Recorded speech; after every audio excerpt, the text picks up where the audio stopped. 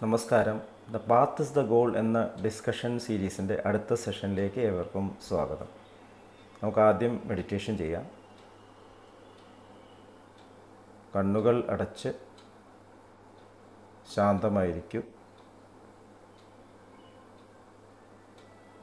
ഭൂമി മാതാവിനോടും അന്തരീക്ഷത്തോടും സർവചരാചരങ്ങളോടും കൃതജ്ഞത രേഖപ്പെടുത്തൂ.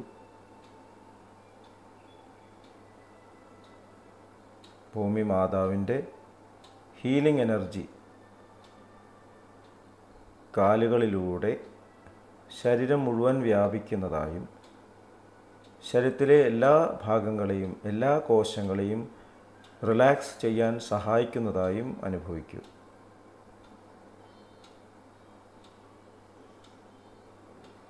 ഇപ്പോൾ ശരീരം പരിപൂർണമായി റിലാക്സായി കഴിഞ്ഞു.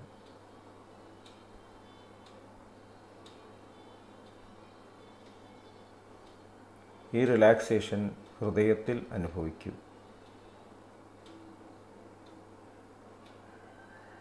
ശ്വാസം ദീർഘമായി ഉള്ളിലേക്കെടുക്കുമ്പോൾ ഹൃദയത്തിൽ സ്നേഹം നിറയുന്നതായും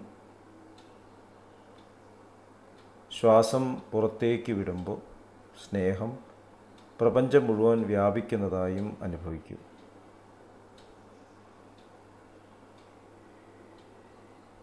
ഹൃദയത്തിൽ കുടികൊള്ളുന്ന സ്നേഹത്തിൻ്റെ സ്രോതസ്സിൽ നിന്നും ഉദ്ഭവിക്കുന്ന ദിവ്യപ്രകാശം മനസ്സിനെ ആകർഷിക്കുന്നതായി അനുഭവിക്കൂ. ആ ദിവ്യപ്രകാശത്തിൽ ധ്യാനം ആരംഭിക്കാം. മനസ്സിൽ ചിന്തകൾ വരുന്നുണ്ടെങ്കിൽ മൃദുവായി അവയെ അവഗണിക്കുക. ദിവ്യപ്രകാശത്തിൽ ധ്യാനം തുടരുക. Please start meditation.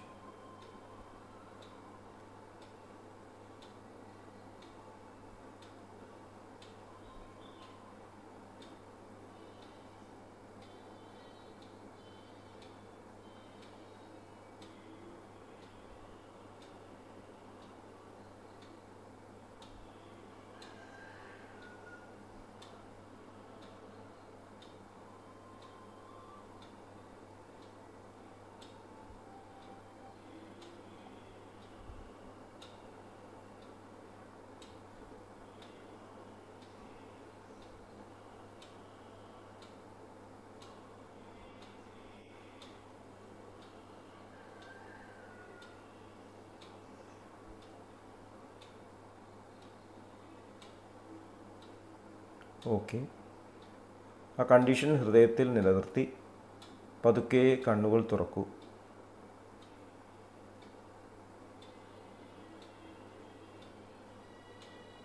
എല്ലാവരെയും വീണ്ടും ഹാർട്ട്ഫുൾനെസ് സഹജമാർഗ് മെഡിറ്റേഷൻ സിസ്റ്റത്തിലേക്ക് സ്വാഗതം ചെയ്യുന്നു. വളരെ ലളിതമായിട്ടുള്ള സിസ്റ്റമാണ്. നമ്മളുടെ സാധാരണ ജീവിതവുമായി നമുക്ക് ഒന്നിച്ച് കൊണ്ടുപോകാൻ പറ്റുന്ന ഒരു സിസ്റ്റമാണ്.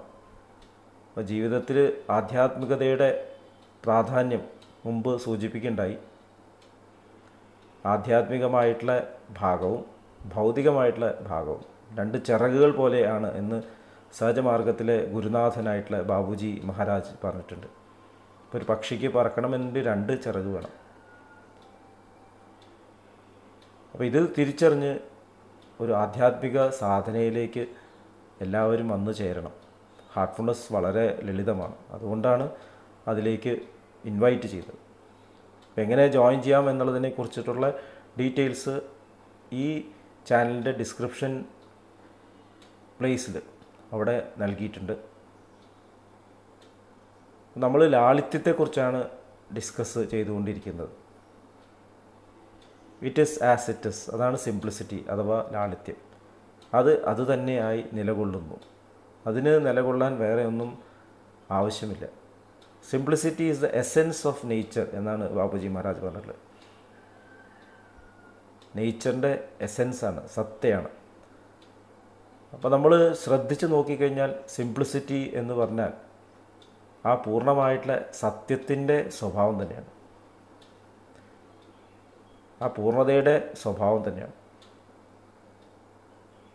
ട്രൂത്താണ് നിലകൊള്ളുന്നത് എപ്പോഴും ഉള്ളത്. അതിന് വേറൊന്നും ആഡ് ചെയ്യേണ്ട ആവശ്യമില്ല. അപ്പോൾ ലാളിത്യം നമ്മുടെ ജീവിതത്തിൽ നമ്മൾ അനുഷ്ഠിക്കുമ്പോൾ നമ്മുടെ ജീവിതത്തിൽ നമ്മൾ കൂടുതൽ സത്യത്തിലേക്ക് അടുത്തുകൊണ്ടേയിരിക്കുന്നു. മഹാത്മാഗാന്ധിജി അദ്ദേഹത്തിൻ്റെ ആത്മകഥയിൽ ആപേക്ഷിക സത്യത്തെക്കുറിച്ചും അബ്സല്യൂട്ട് ട്രൂത്തിനെ കുറിച്ചിട്ടും പൂർണ്ണ സത്യത്തെക്കുറിച്ചിട്ടും പറയുന്നുണ്ട്.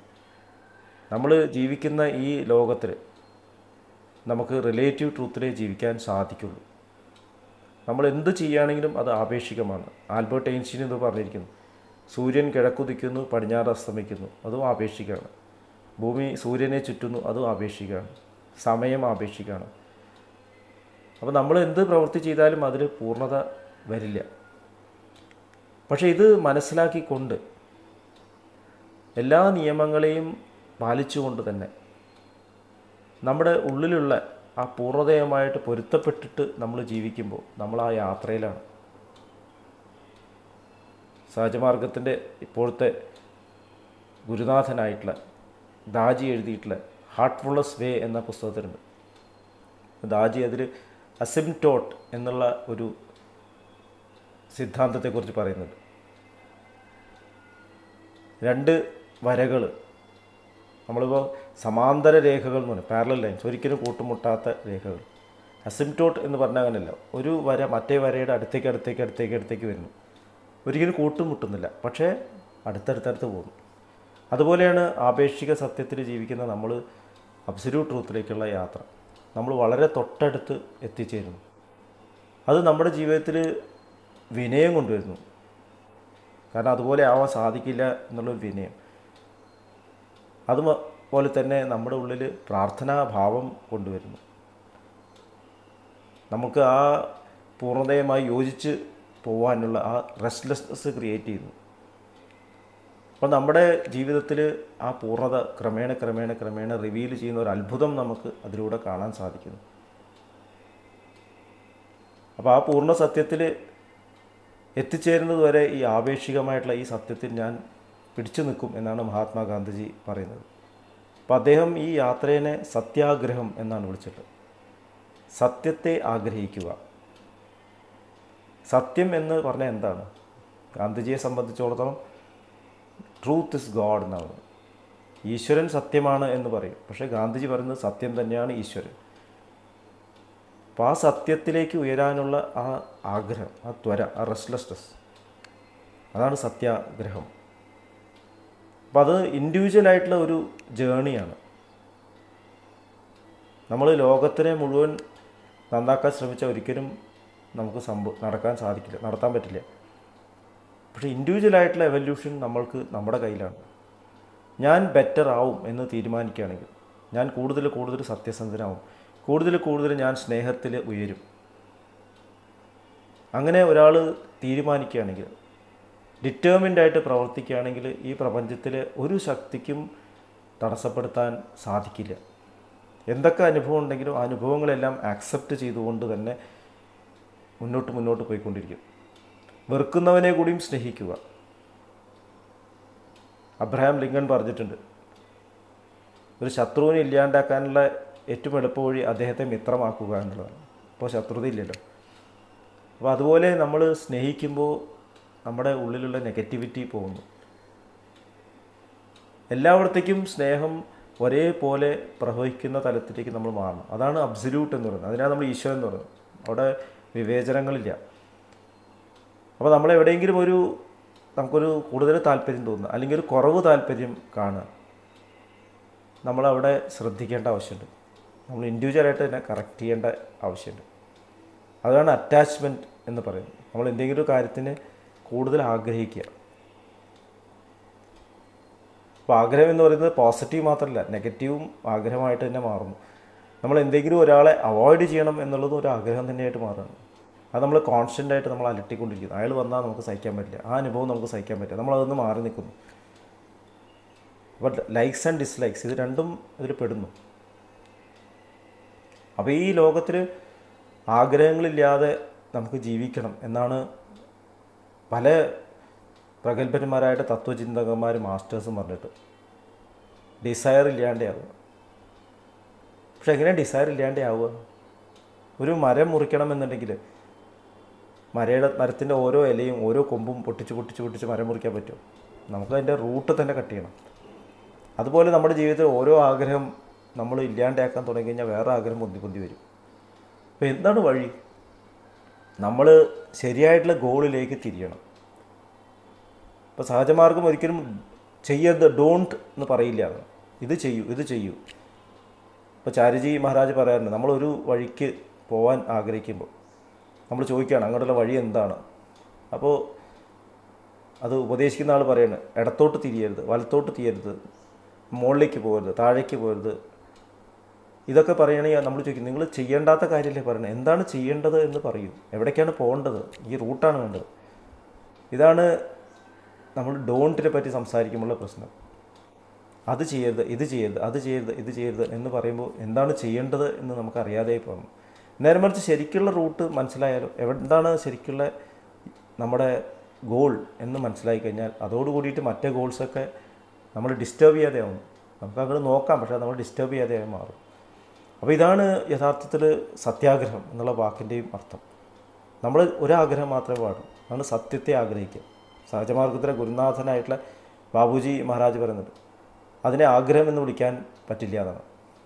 അത് നമ്മുടെ എവല്യൂഷണറി പ്രോസസ്സിൻ്റെ ഭാഗമാണ്. അപ്പോൾ അത് മാത്രമേ നമുക്ക് ശരിക്കും ഡിസയർ എന്നുള്ള രീതിയിൽ കൺസിഡർ ചെയ്യാൻ പാടുള്ളൂ. അപ്പോൾ നമ്മുടെ ഈ ജീവിതത്തിലുള്ള ഈ പ്രവൃത്തികളിലുള്ള ആഗ്രഹം നമ്മൾ കൺവേർട്ട് ചെയ്തിട്ട് ഒരു സാധനത്തിലേക്കുള്ള ആഗ്രഹമാക്കി മാറ്റണം. കാമവും ക്രോധവും ഡിവൈനായിട്ടുള്ള ക്വാളിറ്റീസാണെന്നാണ് ബാബുജി മഹാരാജ് പറഞ്ഞത്. നമ്മുടെ കാമം, നമ്മുടെ ആഗ്രഹങ്ങൾ അതെല്ലാം ഭൗതിക തലത്തിൽ തിരിച്ചിട്ട് നമ്മുടെ ലക്ഷ്യത്തിലേക്ക് തിരിച്ചു വിടണം, ഈശ്വരനിലേക്ക് തിരിച്ചു വിടണം. അതിനപ്പോൾ അത് ഭക്തിയായിട്ട് പരിണമിക്കുക. അപ്പോൾ ഈ കാമത്തെ നമ്മൾ ഈശ്വര സ്നേഹം, ഡിവോഷനായിട്ട്, ഭക്തിയായിട്ട് കൺവേർട്ട് ചെയ്യണം. അപ്പോൾ ആങ്കറോ നമ്മൾ മറ്റുള്ളവർക്ക് ഡയറക്റ്റ് ചെയ്യുന്നതിന് പകരം നമ്മുടെ ഉള്ളിലേക്ക് നമ്മൾ ഡയറക്റ്റ് ചെയ്ത് നമ്മളെ ട്രാൻസ്ഫോം ചെയ്യാൻ ഉപയോഗിക്കുന്നു. അതുതന്നെ തപസ്സായിട്ട് മാറുന്നു. അപ്പോൾ ഈ തരത്തിൽ ആഗ്രഹത്തെ നമ്മൾ ശരിയായിട്ടുള്ള ദിശയിൽ ഡയറക്റ്റ് ചെയ്യുമ്പോൾ നമ്മുടെ മറ്റുള്ള ഡൈവേർഷൻസ് ഓട്ടോമാറ്റിക്കായിട്ട് ഇല്ലാണ്ടാവില്ലേ? ഇത് ചിന്തിക്കേണ്ട കാര്യമാണ്. അപ്പോൾ ഹാർട്ട്ഫുൾനെസ് അതാണ് നമ്മളെ പഠിപ്പിക്കുന്നത്. Get attached to the goal. Lalaji Maharaj പറയുന്നത് be bonded to the goal. നമ്മൾ ആ ബോണ്ടേജ് കൊണ്ടുവന്നാൽ മറ്റുള്ള ബോണ്ടേജൊക്കെ പോകും. ആ അറ്റാച്ച്മെൻ്റ് ഒന്നും ഈ അറ്റാച്ച്മെൻറ്റ്സൊക്കെ ഇല്ലാണ്ടാവും. അതുകൊണ്ടാണ് അതിന് അറ്റാച്ച്മെൻറ്റ് ഡിറ്റാച്ച്മെൻറ്റ് എന്നൊക്കെ വിളിക്കുന്നത്. അത് അറ്റാച്ച് ചെയ്ത് കഴിഞ്ഞാൽ ഇതൊക്കെ ഇല്ലാണ്ടായി മാറും. ഭഗവാൻ ശ്രീകൃഷ്ണൻ ഭഗവത്ഗീതയിൽ പറയുന്നുണ്ട് നമ്മുടെ ഈ ജീവിതത്തിൽ ആൽമരമായിട്ട് നമുക്ക് സങ്കല്പിക്കാം. അതിൻ്റെ വേരുകൾ ഹയർ വേൾഡാണ്, കൊമ്പുകളും ശാഖകളും നമ്മൾ കാണുന്നുള്ളൂ. അപ്പോൾ നമ്മൾ അതിൻ്റെ റൂട്ടോട് കൂടിയിട്ട് കളയണം. എന്തുകൊണ്ട്? അസംഗശസ്ത്രേണ ദൃഢേണ ചിത്വ, ദൃഢമായിട്ടുള്ള ഡിറ്റർമിനേഷനോട് കൂടിയിട്ട് വൈരാഗ്യബോധത്തോട് കൂടിയിട്ട് നമ്മൾ ഇവിടേക്കുള്ള കണക്ഷൻ കാട്ടി. അതുമാത്രം പോരാ, ആ പരമപുരുഷനെ ധ്യാനിക്കണം എന്നാണ് ഗീതയിൽ പറയുന്നത്. അപ്പോൾ നമ്മൾ ആദ്യം ചെയ്യേണ്ടത് നമ്മുടെ ഗോള് ഫിക്സ് ചെയ്യുക, ലക്ഷ്യത്തിലേക്ക് തിരിച്ചുവിടുക. അതാണ് ഹാർട്ട്ഫുൾനെസ്സിൽ, ഹൃദയത്തിൽ ഉള്ള ആ ദിവ്യതയിലേക്ക് മനസ്സിനെ തിരിച്ചുവിടുമ്പോൾ സംഭവിക്കുന്നത്.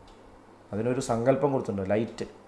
ആ ലൈറ്റാണ് നമുക്ക് സങ്കല്പിക്കാൻ സാധിക്കുന്ന ഏറ്റവും സൂക്ഷ്മമായിട്ടുള്ള വസ്തു. സയൻസിൻ്റെ പരിമിതികൾ ലൈറ്റിൻ്റെ വെലോസിറ്റിക്ക് അപ്പുറം അവിടെ നിൽക്കുകയാണ്. പിന്നെ അങ്ങോട്ട് അപ്പുറം മോഡേൺ സയൻസ്, നമ്മുടെ മെറ്റീരിയൽ സയൻസ് ഇല്ല. നമ്മളെല്ലാം ലൈറ്റിൻ്റെ വെലോസിറ്റിക്ക് അനുസരിച്ചിട്ടാണ്, അതിൻ്റെ മാനദണ്ഡം അതാണ്. അപ്പോൾ ലൈറ്റ് നമ്മൾ ഒരു പ്രതീകമായിട്ട് തിരിക്കുക. പക്ഷേ നമ്മൾ ശരിക്കും മെഡിറ്റേറ്റ് ചെയ്യുന്നത് നമ്മൾ എവിടേക്ക് എത്തിച്ചേരണോ ആ ഒരു സ്രോതസ്സിലേക്കാണ് നമ്മൾ കണക്ട് ചെയ്യുന്നത്. ധ്യാനം എന്നുള്ള പദത്തിന് ധീ യാനം എന്ന് ഡിവൈഡ് ചെയ്തിരിക്കുന്നു. നമ്മളുടെ വിസ്ഡം